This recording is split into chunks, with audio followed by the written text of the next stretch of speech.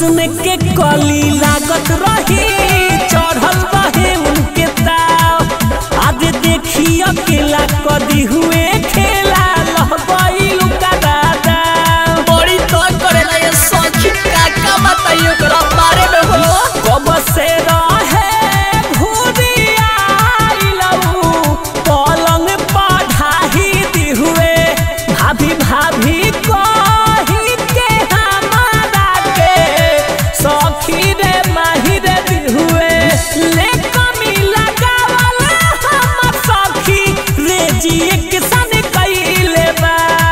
रात चूसा लेबा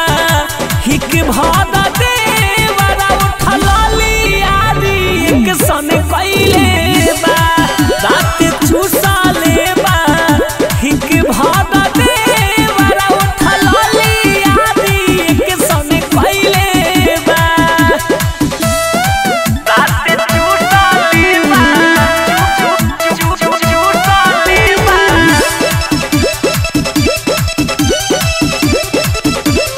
चूसा लेबा